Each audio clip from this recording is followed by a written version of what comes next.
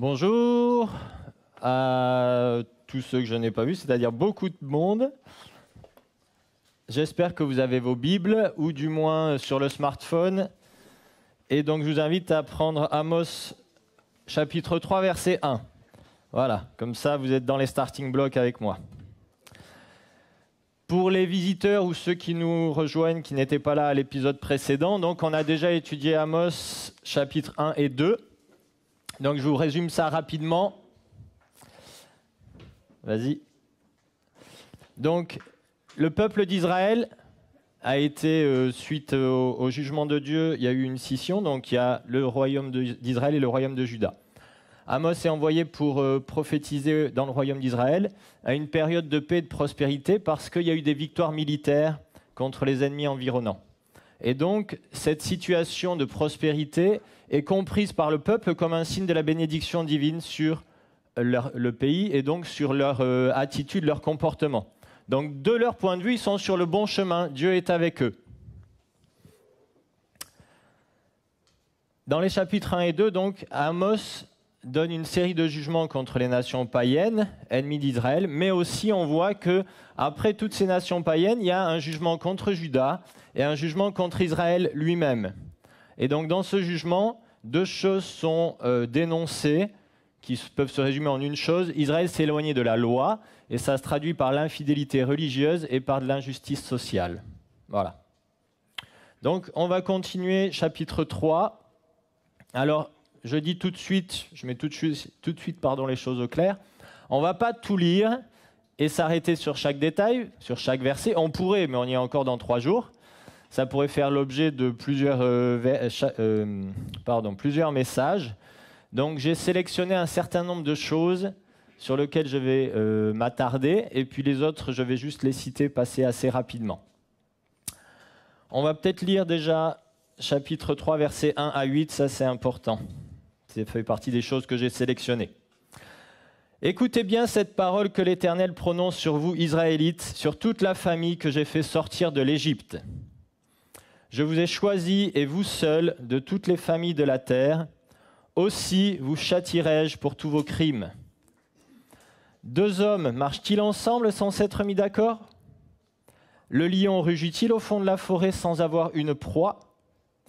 Le jeune lion gronde-t-il au fond de sa tanière s'il n'a rien capturé? L'oiseau se jette-t-il dans le filet qui est à terre s'il n'y a pas d'appât? Le piège se referme-t-il sans avoir fait de prise? Et sonne-t-on du corps au rempart de la ville sans que les habitants se mettent à trembler? Un malheur viendra-t-il frapper une cité à moins que l'Éternel en soit l'auteur? Ainsi le Seigneur l'Éternel n'accomplit rien sans avoir d'abord révélé ses plans à ses serviteurs les prophètes. Le lion a rugi, qui n'aurait pas de crainte? Oui, le Seigneur, l'Éternel, a parlé. Qui oserait ne pas prophétiser? Amos rappelle l'élection. Le peuple a été choisi par Dieu. Et l'élection implique le fait que Dieu va sanctionner son peuple, va le corriger parce qu'il l'aime. Proverbe 3, versets 11 et 12. « Mon fils, si l'Éternel te corrige, n'en fais pas fi. S'il te reprend, ne t'impatiente pas, car c'est celui qu'il aime que l'Éternel reprend, agissant avec lui comme un père avec l'enfant qu'il chérit. » Cette idée, on la retrouve dans 1 Corinthiens 11, verset 3, dans Hébreux 12, verset 6, et aussi dans Apocalypse 3, verset 19. L'élection implique, ou plutôt le jugement est une conséquence de l'élection. Dieu aime son peuple et il ne veut pas le laisser dans cet état-là.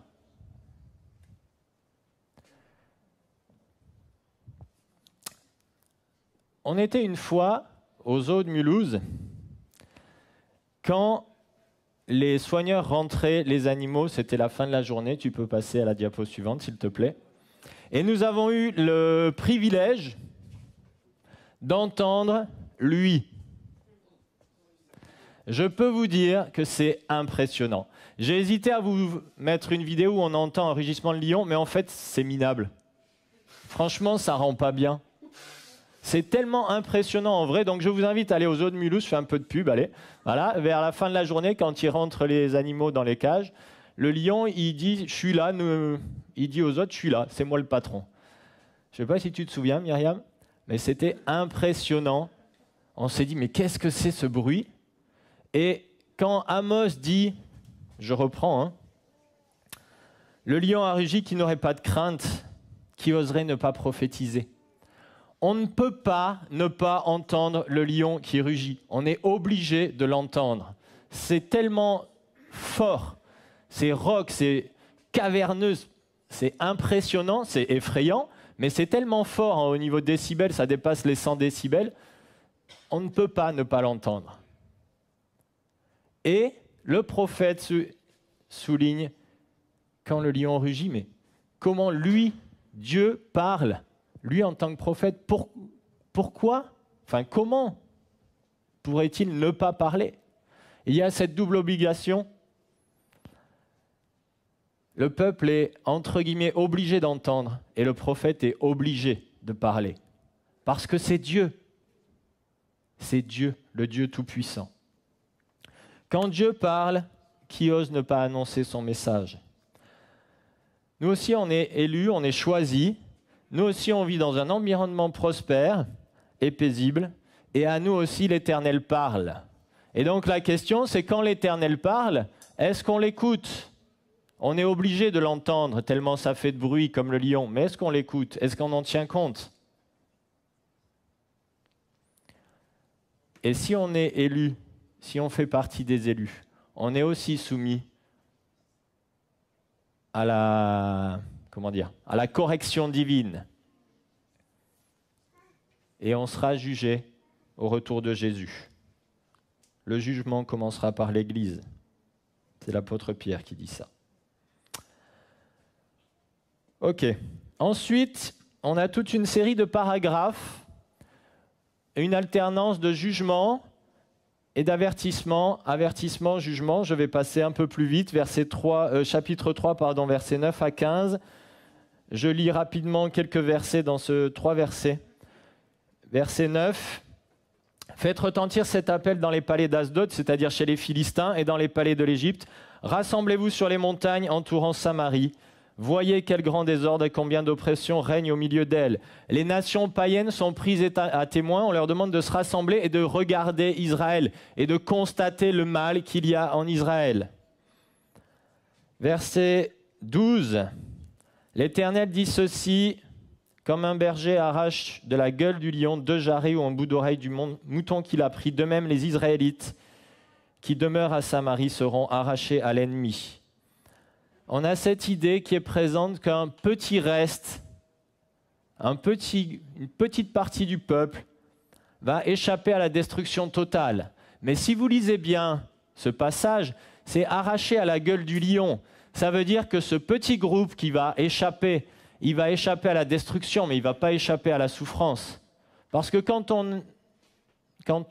le berger arrache de la gueule du lion 2 jarrets ou un bout d'oreille du mouton, le mouton, il est mort, hein. Il arrache 2-3 morceaux, mais les 2-3 morceaux sont morts. Donc il y a cette idée de jugement sur le peuple d'Israël, et quelques-uns vont réchapper, mais ils vont souffrir avant de s'en sortir. Et verset 13, « Écoutez bien ceci et transmettez ensuite cet avertissement aux enfants de Jacob. C'est là ce que déclare le Seigneur l'Éternel, le Dieu des armées célestes. Les nations païennes sont encore appelées pour avertir. Elles sont appelées pour constater. Éventuellement, ça c'est moi qui extrapole, peut-être pour constater et être outré, tellement Israël commet des grandes fautes. Et on peut s'interroger si les nations païennes sont outrées, qu'est-ce que ça représente en termes de fautes. Et les nations païennes doivent avertir Israël. Tenez-vous prêts, repentez-vous. Ce que vous faites n'est pas bien. Je l'ai dit tout à l'heure, lorsque Jésus reviendra, le jugement commencera par l'Église, et certains seront sauvés comme au travers du feu. Il y aura dans l'Église des personnes qui seront sauvées comme au travers du feu. L'apôtre Paul nous le dit en 1 Corinthiens 3, verset 15. nos œuvres seront jugées, et certaines seront jugées inutiles, elles seront brûlées. Nos attitudes, nos comportements seront jugés, seront passés au crible du feu du jugement. L'âme sera sauvée, mais les œuvres seront consumées si elles n'étaient pas selon le cœur de Dieu. Chapitre 4. Pareil, je survole. Verset 1. Écoutez bien ceci aux vaches du Basan. Alors, il ne parle pas aux vaches, il parle aux femmes riches d'Israël. C'est pas moi, s'il vous plaît. Bon, les hommes, ils prennent cher un peu plus tard aussi, vous inquiétez pas, mesdames. Donc, écoutez bien ceci aux vaches du Basan qui demeuraient sur les montagnes de Samarie, qui opprimaient les pauvres, qui maltraitaient les indigents. Vous qui dites à vos maris, apportez-nous à boire. Amos dénonce clairement l'attitude des personnes riches, hommes ou femmes, peu importe, c'est pas ça le souci, envers les personnes pauvres, envers les personnes faibles. Ensuite, au verset 4, c'est pas la richesse, c'est pas l'injustice sociale qui est dénoncée, c'est l'attitude vis-à-vis de la loi. Lisons au verset 4. Allez donc à Bethel et transgressez la loi, et à Gilgal transgressez-la encore plus. Offrez tous les matins vos sacrifices, et le troisième jour vos dîmes. Et fin du verset 5, puisque c'est là ce qui vous plaît, Israélites. Dieu, par l'intermédiaire d'Amos, met en lumière une chose, il ne prend aucun plaisir dans leurs rituels religieux. Pourtant, et ce n'est pas de moi, je l'ai trouvé, il y a des petites notes dans les Bibles, c'est sympa, ça aide bien. Si on regarde dans Deutéronome et Lévitique, il est question d'une dîme tous les ans, ou d'une offrande tous les ans, et d'une dîme tous les 3 ans. Et là, dans ces versets, il est question d'offrir les sacrifices tous les matins, et le troisième jour, la dîme. Donc, il y a cette idée qu'ils en faisaient plus que ce qui était demandé. Bravo! Génial! Purée, les mecs, au lieu de donner tous les 3 ans, ils donnent tous les 3 jours. C'est pas cool, ça? Pourquoi ça ne plaît pas à Dieu? Franchement? Et les caisses, elles sont bien pleines. Le comptable de l'église, il doit être content. Enfin, le comptable du temple. C'est quoi le problème? Dieu dit, c'est là ce qui vous plaît. Ça ne lui plaît pas à lui. Il n'en a rien à cirer. Au contraire. Un peu plus loin, parce qu'en fait, j'anticipe un peu sur la suite. Il y a une espèce de symétrie entre les chapitres 3, 4 et 5, 6. Donc, de nouveau, un paragraphe sur la religion illusoire, sur ce culte formaliste qui est dénoncé. Et Dieu dit, mais j'ai horreur de vos chants, de vos sacrifices, ça m'écoeure. Pourquoi? C'est quoi le problème, à votre avis?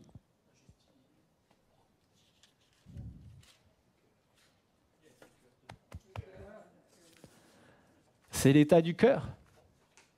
On peut donner des millions d'euros. Dieu, il s'en fiche. C'est quoi qui est pour lui 10 millions, 20 millions d'euros, 100 millions d'euros? Il n'en a rien à cirer. Il veut notre cœur.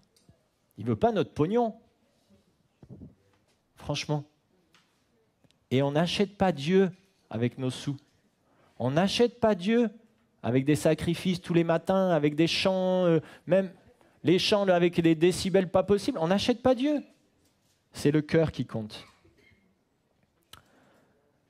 Et le peuple, le prophète souligne que c'est le peuple qui aime ça, c'est pas Dieu.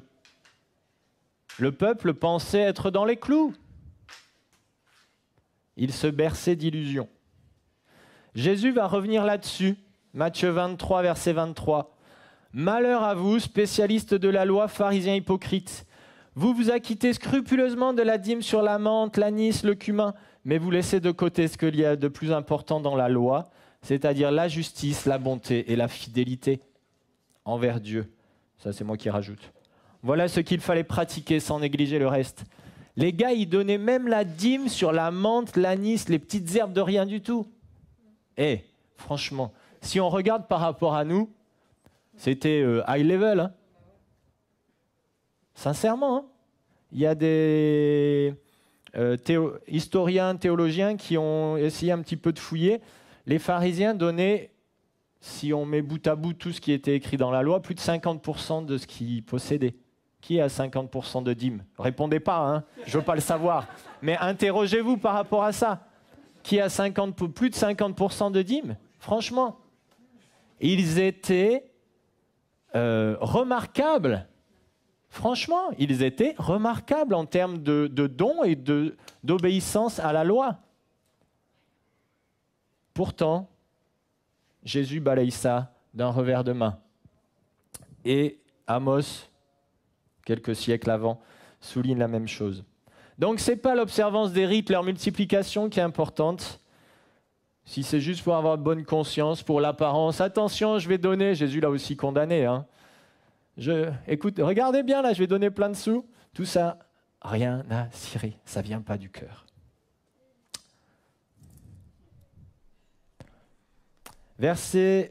Chapitre 4, versets 6 à 13. Là aussi, c'est... On ne va pas tout lire, juste le premier paragraphe, juste le verset 6. En fait, tous les versets 6 jusqu'à 11 ont la même structure. Verset 6. « Moi, je vous ai laissé le ventre vide dans toutes vos cités. J'ai fait manquer de pain dans toutes J'ai fait manquer de pain dans toutes vos bourgades. Malgré cela, vous n'êtes pas revenus jusqu'à moi. L'Éternel le déclare. » Et versets 7, 8, 9, 10, 11, c'est la même chose. Dieu met en lumière des choses. Il a mis la sécheresse, il a mis des maladies, il a mis plein de choses. Et à chaque fois, vous n'êtes pas revenus jusqu'à moi. Malgré les nombreux signes donnés par Dieu, le peuple n'a pas compris ou n'a pas voulu comprendre. Parce que la loi le disait aussi. Si vous ne me suivez pas, il y aura des conséquences, il y aura des sécheresses, il y aura des épidémies, il y aura l'envahisseur, etc. Donc quand la paix et la prospérité sont là, quand ça va dans notre sens, c'est Dieu qui nous bénit. Mais quand il y a la sécheresse, quand il y a des attaques ennemies qui sont annoncées par la loi comme des jugements divins, non. Non. Donc, Dieu dit qu'ils n'ont pas voulu comprendre que c'est Dieu qui parlait au travers de ces événements. Et donc, versets 12 et 13, Dieu avertit. C'est pourquoi Israël, voici comment j'agirai avec toi, et puisque je vais agir contre toi, tiens-toi prêt, Israël, à rencontrer ton Dieu. À rencontrer ton Dieu pour être puni de ton infidélité. Prépare-toi, ça va faire mal. Je suis désolé, je paraphrase de manière un peu... comment dire ? Abrupte, mais c'est ça que ça veut dire. Merci Didier. Suite à cette rencontre, le paragraphe suivant, c'est quoi? Chapitre 5, versets 1 à 3. C'est un chant funèbre. Elle est tombée, verset 2, Israël. Hein. Elle est tombée et ne se relèvera plus la communauté d'Israël. Elle est étendue sur le sol et nul ne la relève. Voilà la conséquence de la rencontre avec Dieu pour le peuple infidèle. Mais, verset 3, il y a encore cette idée d'un petit reste. La ville qui levait 1 millier de soldats n'en aura plus que 100, et celle qui a enlevé 100 n'en aura plus que 10 pour la défense d'Israël. Oui, il y aura sanction. Oui, il y aura punition. Oui, il y aura douleur. Il y aura un petit nombre qui sera rescapé. Dieu, dans sa grâce, laissera échapper un petit nombre. Et on arrive à ce qui, pour moi, est le cœur de ces chapitres 3, 4, 5, 6. C'est là la symétrie entre la première partie et la deuxième partie de ce groupe de chapitres. Verset 4. « Voici ce que dit l'Éternel au peuple d'Israël. Tournez-vous donc vers moi et vous vivrez. N'allez pas chercher à Bethel, n'allez pas à Gilgal et ne vous rendez pas à Beersheba, car Gilgal sera déporté et Bethel deviendra néant. Tournez-vous donc vers l'Éternel et vous vivrez. » Un peu plus loin. Verset 8. L'Éternel a créé Orion et les Pléiades. Il transforme en aurore les profondes ténèbres. Il réduit le jour en une nuit obscure. Il fait venir les eaux de l'océan pour les répandre sur la surface de la terre. L'Éternel est son nom. Verset 14.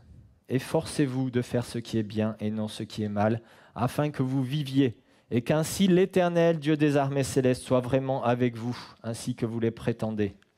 Haïssez donc le mal, aimez ce qui est bien, et rétablissez le droit en justice. Alors peut-être l'Éternel, Dieu des armées célestes, aura-t-il compassion du reste des descendants de Joseph. Dieu, au milieu de ses condamnations, de ses jugements, appelle son peuple. Il leur dit, revenez, revenez. C'est moi le Dieu Tout-Puissant. N'allez pas à Bethel, n'allez pas à Gilgal, ça ne sert à rien. Revenez à moi. N'allez pas dans un lieu précis. Revenez à moi, de cœur. Verset 14, faites ce qui est bien. Les actions doivent être une conséquence du cœur qui est revenu à Dieu. Haïssez le mal, aimez ce qui est bien, rétablissez le droit en justice. Dieu, par l'intermédiaire du prophète, met en évidence cet état de cœur qui lui plaît. Et il appelle le peuple. Peut-être n'est-il pas trop tard. Au milieu de ces deux paragraphes, il y a un paragraphe sur l'injustice encore, versets 10 à 13. Je vais le lire quand même une partie. Vous haïssez celui qui défend le droit en justice, vous détestez celui qui parle avec sincérité. Par conséquent, puisque vous exploitez le pauvre et que vous lui prenez du blé de sa récolte, à cause de cela, les maisons en pierre de taille que vous avez bâties, vous ne les habiterez pas. Les vignes excellentes que vous avez plantées, vous ne boirez pas de leur vin. Car je connais vos nombreux crimes et vos énormes fautes. Vous opprimez le juste, vous acceptez les pots de vin, et vous lésez le droit des pauvres en justice. Aussi l'homme avisé se tait en ce temps-ci, car ce temps est mauvais. Dieu connaît. Dieu n'est pas aveugle. Il appelle, changez. Mais je sais ce que vous faites. Je suis conscient. Et je punis. Vous ne profiterez pas de vos vignes. Même il est question de l'homme avisé qui se tait. L'homme ne peut plus. Il y a un moment, la corruption est telle, le mal est tel que même les hommes de bien, ils ne peuvent plus intervenir. Et Dieu le voit, et Dieu le sait, et Dieu agit encore, parce que lui, il n'est pas un homme, il est Dieu. Et il punit. Vous ne profiterez pas de vos vignes, vous ne profiterez pas de vos belles maisons. Dieu voit, Dieu connaît le mal, mais il appelle à la repentance.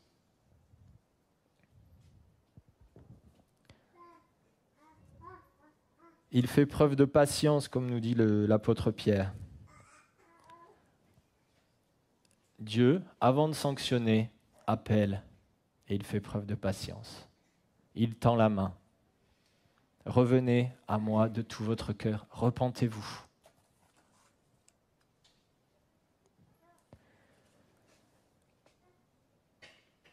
Chapitre 4, verset 16.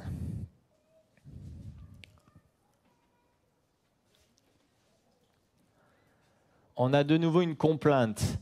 Là, on va retrouver, sous une forme un peu différente, un certain nombre de paragraphes qui étaient présents avant. Et donc, il y avait une complainte au début du chapitre 5, une complainte funèbre. Là, il y a de nouveau des complaintes.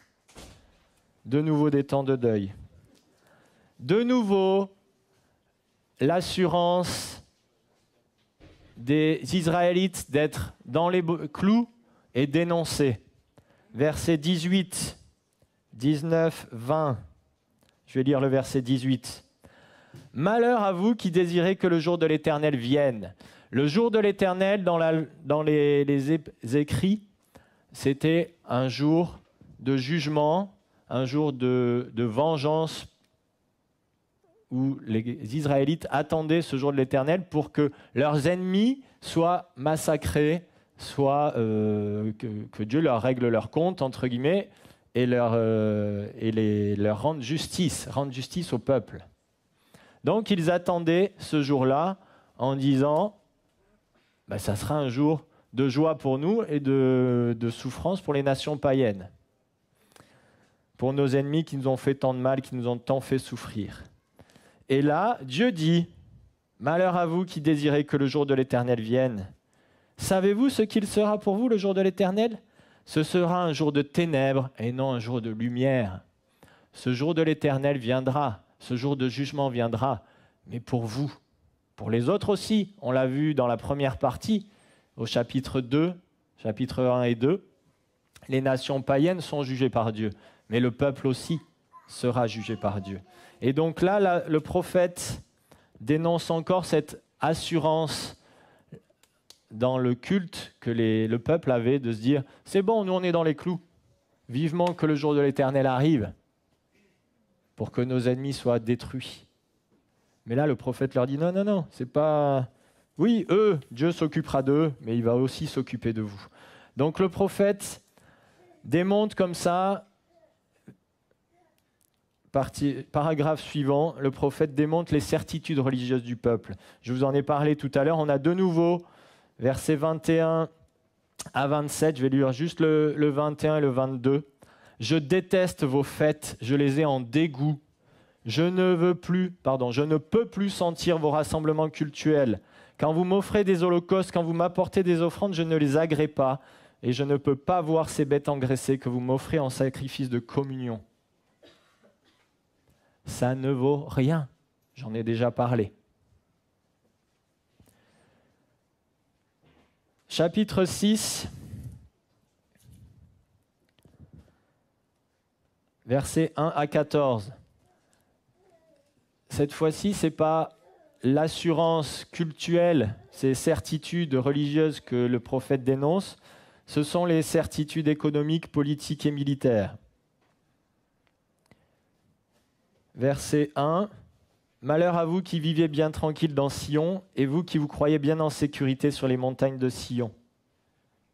Oui, vous les grands de la première des nations, vous tous vers qui accourt la communauté d'Israël. » Il est ensuite question des nations païennes alentour, et Dieu leur dit « Regardez ces nations, je les ai jugées, elles étaient puissantes, je les ai détruites. Et vous, vous croyez plus puissants qu'eux, vous serez détruits de la même manière. » Et verset 14, à la fin de tout ce chapitre 6, alors au verset 8, pardon, « Le Seigneur l'Éternel l'a juré par lui-même, c'est là ce que déclare l'Éternel, Dieu des armées célestes. J'ai en horreur ce qui fait l'orgueil de Jacob, et je hais ses palais. Je livrerai la ville et ce qu'elle contient. Samarie, avec toutes ses richesses, avec tous ses palais, avec le temple, sera détruit. » Toute leur richesse, toute leur économie, Samarie c'était la capitale du royaume d'Israël, donc c'était le centre économique de la nation, sera détruit. Et verset 14, « Voici ce que déclare l'Éternel, le Dieu des armées célestes. Ô communauté d'Israël, je susciterai contre vous une nation qui vous opprimera depuis l'Ebo-Hamath et jusqu'au torrent de la Araba. » Encore une fois, les petites notes, ça aide bien. L'Ebo-Hamath et Araba, ce sont les deux extrémités du territoire d'Israël à cette époque-là. Et c'est en gros le territoire que Jéroboam II, le roi, avait reconquis dans les années précédentes par des guerres. On l'avait vu dans la première partie. Dieu avait fait grâce à son peuple en lui donnant la victoire sur ses ennemis, malgré leur infidélité, malgré le fait que Jéroboam II soit un roi infidèle. Dieu lui avait donné la victoire parce qu'il avait pitié de son peuple, qui était dans un état de souffrance et de pauvreté extrême. Et donc, au lieu de comprendre que c'était la grâce de Dieu qui agissait, eux, ils ont cru que Dieu était avec eux. Et donc, ils se croient forts. Ils ont retrouvé à peu près, si je ne me trompe pas, le territoire, hormis Juda, mais le territoire de l'époque de David Salomon, donc le plus grand, le territoire le plus grand qu'Israël ait pu avoir. Et donc Dieu leur dit, vous n'échapperez pas au jugement.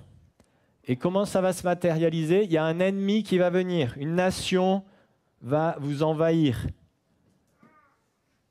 d'une extrémité à l'autre de votre territoire. Et ils savaient très bien que quand un envahisseur venait, ça donnait quoi? Ça donnait le pillage, ça donnait toutes les richesses qui étaient emmenées. On le voit quand on lit ensuite les chapitres qui parlent de l'exil. Hein, les richesses du temple ont été amenées à Babylone. C'est Daniel, hein, tous les jeunes qui étaient intelligents, toute la noblesse, comment ça s'appelle? L'élite, merci Philippe. Voilà, toute l'élite était déportée pour être mise au service du roi vainqueur. La capitale était détruite, les remparts étaient détruits, le temple était détruit, tout était, entre guillemets, rasé pour bien montrer qui avait gagné et pour éviter que ce peuple vaincu ne reprenne des forces et ne se rebelle contre l'envahisseur, contre son vainqueur. Donc ce verset annonce l'envahissement, le massacre, le pillage et la déportation du peuple. Waouh! Et alors moi je me dis, si avec tout ça ils n'ont pas compris, eh ben... Et pourtant.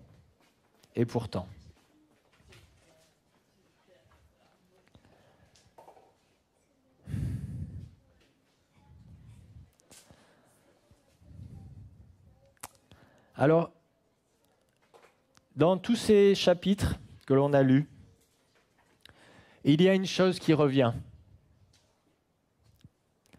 Il y a une quinzaine de fois sur 70 versets. L'Éternel déclare, l'Éternel dit ceci, ce que déclare l'Éternel, ce que dit le Seigneur, l'Éternel va donner des ordres. Et en écho à ce premier paragraphe que j'ai lu au chapitre 3, où le lion rugit, et où il est dit, écoutez bien cette parole de l'Éternel, verset 1, verset 8, le Seigneur l'Éternel a parlé. En écho à ce paragraphe introductif, régulièrement, en moyenne tous les 3-4 versets, il y a l'Éternel parle, l'Éternel déclare, l'Éternel dit. C'est Dieu qui parle. C'est pas Amos, c'est pas un prophète de métier, j'anticipe un peu sur les chapitres 7, 8, 9. Il y avait des écoles de prophètes, il y avait des prophètes de métier. Amos, c'était pas son métier. Dieu lui a dit, vas-y et parle. Il n'était pas là pour gagner sa croûte. Ça lui donnait d'autant plus de crédibilité aux yeux de ses auditeurs. Mais quand on est tête de pioche, on est tête de pioche. Hein. Enfin, quand on est borné et têtu, et ce que vous voulez. Hein. Mais c'est facile de dire que le peuple d'Israël était têtu. Et est-ce que moi, je ne le suis pas un petit peu des fois? La deuxième chose, je l'ai dit précédemment, on a une forme de symétrie. Alors, en langage technique, ça s'appelle un chiasme. Mais bon, peu importe. Ça, c'est comme la confiture. Hein. Moins on en a, plus on l'étale. Donc voilà. Non, c'est pas dans les notes de bas de page. Mais bon, c'est un chiasme. C'est une structure littéraire. Ouais, non, mais c'est pas grave. C'est pas ça le plus important. Exactement, c'était pour la frime, voilà. L'orgueil d'Israël. Aïe, aïe, aïe. Donc, c'est bon, je vous ai raccroché maintenant. Au milieu de tous ces paragraphes, et c'est pour ça que j'ai insisté là-dessus, il y a ce paragraphe central de l'appel de Dieu. Même si il y a de l'injustice au niveau social, même s'il y a de l'infidélité au niveau religieux, en gros, même si on s'est éloigné de Dieu de cœur, il y a Dieu qui appelle, qui dit attention, attention, tu n'es pas sur la bonne route, je vais te corriger, mais tu peux revenir à moi. Tu peux revenir à moi. Et je crois que ce n'est pas un hasard si le Saint-Esprit a inspiré, Dieu a parlé à Amos et qu'il y a cette structure-là dans l'Écriture. L'Écriture est la parole de Dieu inspirée. Et quand les versets sont mis dans un certain ordre, ce n'est pas un hasard. Que retenir? Alors je vous propose, après quand j'ai pensé, je me suis dit ça fait un peu scolaire. Hein. Vas-y, à retenir comme ça fait... Bon, c'est ce que je vous propose de retenir. Par rapport à l'injustice sociale. Vas-y, envoie le verset, s'il te plaît. Jésus dit, « J'ai eu faim et vous m'avez donné à manger. J'ai eu soif et vous m'avez donné à boire. J'étais étranger et vous m'avez recueilli. Nu et vous m'avez vêtu. J'étais malade et vous m'avez visité. J'étais en prison et vous êtes venus vers moi. En vérité, je vous le dis, dans la mesure où vous avez fait cela à l'un de ces plus petits de mes frères, c'est à moi que vous l'avez fait. »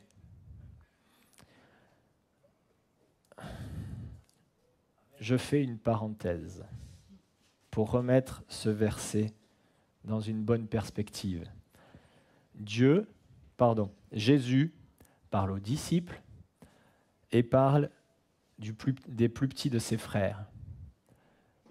Il parle à des chrétiens au sujet de chrétiens. Ok? Donc, appliquer ce verset à des non-chrétiens, c'est pas correct. Ça ne veut pas dire qu'il faut faire du mal aux non-chrétiens. Attention, ne me faites pas dire ce que je n'ai pas dit.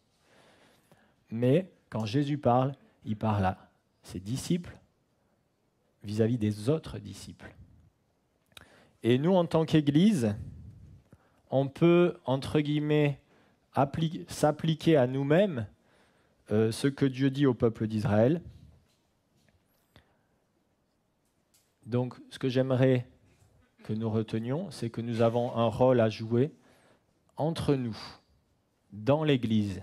L'injustice sociale ne vient pas forcément de nous envers nous. Ce sont souvent des conséquences du monde sur chacun de nous. Mais nous avons un rôle à jouer entre nous, pour nous soutenir, pour nous encourager. Et quand je parle de soutien et d'encouragement, je ne parle pas d'une parole. Je parle, comme Jésus le dit, de recueillir, de donner à boire, de vêtir, de visiter. Donc ça peut être des paroles, mais ça peut être aussi quelque chose de très matériel, de très concret. Et quand on fait cela, on fait ce que Jésus nous demande. Et on lutte, entre guillemets, contre l'injustice sociale. Dieu nous demande d'agir entre nous avec amour, de considérer notre frère comme plus important que nous-mêmes, comme plus grand que nous-mêmes. Et Jésus dit, c'est à l'amour que vous aurez les uns pour les autres, que tous verront que vous êtes mes disciples. Et le fait de prendre soin les uns des autres, au niveau matériel, au niveau émotionnel, sera un puissant témoignage pour la gloire de Dieu.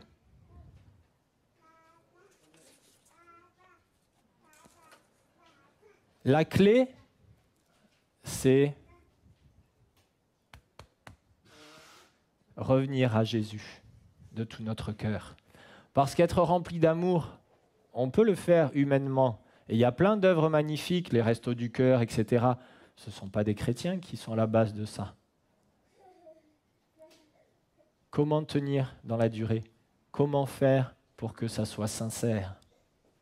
Comme le peuple d'Israël se berçait d'illusions, on peut aussi se bercer d'illusions en faisant plein de choses bien. C'est l'état du cœur qui compte. Et ça doit découler de l'amour de Dieu que Dieu déverse dans nos cœurs, dans le fait de revenir à lui, d'être près de son cœur quotidiennement, d'être rempli de son amour. Et c'est par cet amour, par l'amour de Dieu en nous, qu'on peut aimer nos frères et sœurs, agir envers eux de manière juste et agréable à Dieu. Deuxième chose, par rapport à l'infidélité religieuse. Vas-y, diapo suivante, s'il te plaît.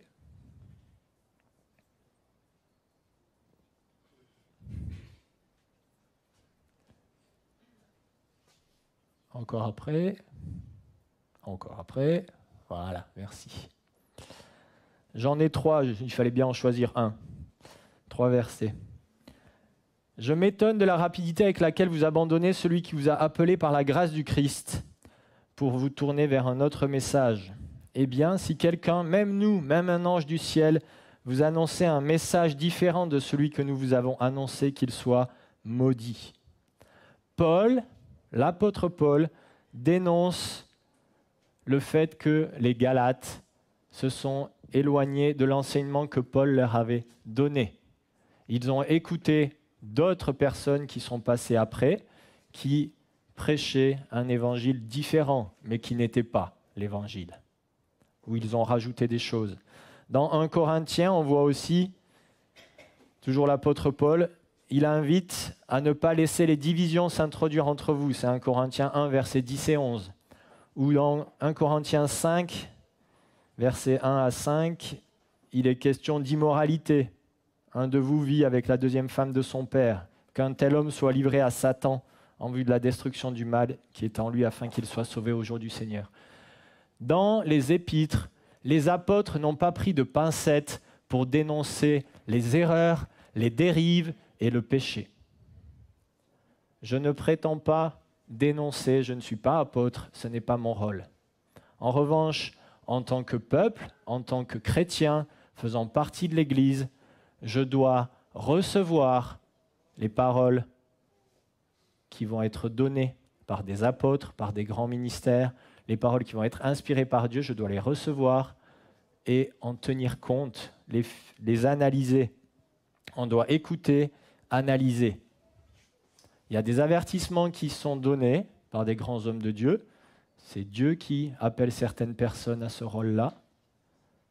Les anciens dans l'Église, les responsables de l'Église ont leur part pour recevoir, analyser et en tenir compte et corriger, enfin adapter la vie de l'Église à ça.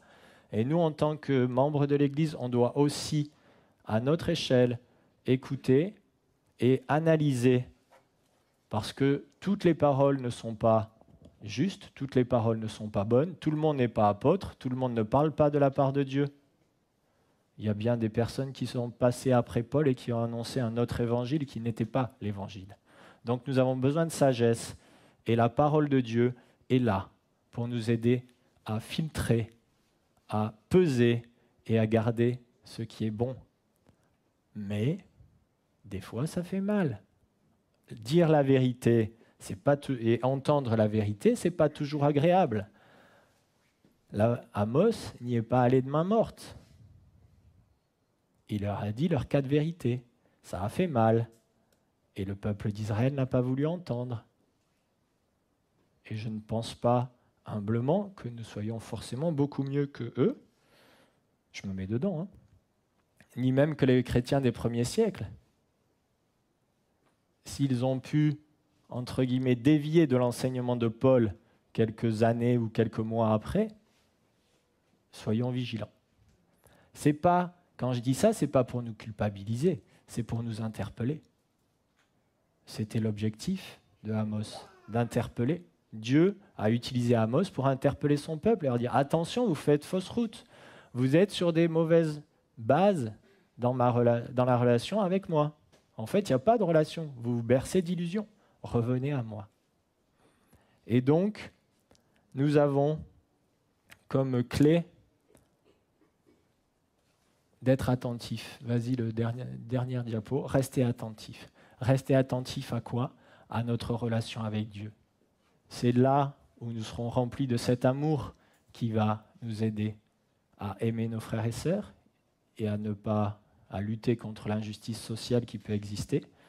C'est le fait d'être attentif à notre relation avec Dieu qui va aussi être un bouclier contre les erreurs, contre les dérives et contre le péché dans nos vies, à titre personnel et en tant qu'Église.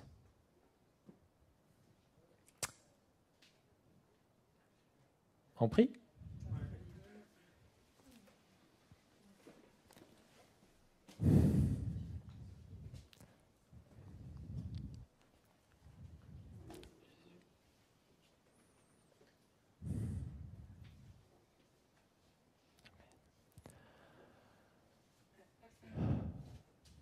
Seigneur, tu es le Dieu Tout-Puissant. Tu nous as choisis, comme le peuple d'Israël, comme nous le lisons, tu nous as choisis, chacun d'entre nous, par amour. Et tu nous aimes tellement que tu ne veux pas nous laisser dans l'état dans lequel nous sommes. C'est pour ça que tu nous prends par la main et que tu veux nous transformer toujours plus à l'image de ton Fils, nous faire marcher dans la sanctification. Seigneur, notre part, c'est d'être attentif à notre relation avec toi. Et c'est ce que nous voulons faire. Chacun dans le secret de notre cœur, chacun dans notre temps personnel avec toi, quotidiennement. Nous sommes faillibles, tu le sais. Mais Seigneur, tu nous appelles à être conséquents dans nos engagements, à être attentifs aux avertissements que tu donnes. Nous ne sommes pas plus forts que les Israélites. Nous ne sommes pas plus forts que les chrétiens des premiers siècles. Seigneur, merci pour ta grâce. Merci pour ton appel à revenir à toi de tout notre cœur. Merci pour ton appel à la repentance. Merci parce que ta grâce coule. Ta grâce est déversée dans nos vies quand nous nous approchons de toi avec un cœur repentant. Et nous voulons être attentifs à notre relation avec toi. Attentifs à être remplis de ton amour, remplis de ton Saint-Esprit, remplis de ta grâce. Merci Seigneur pour ton action formidable dans nos vies, ton action de patience, ton action de sagesse. Merci pour tes corrections Seigneur, même si c'est douloureux. Merci parce que tu nous corriges. C'est un signe d'amour. Amen.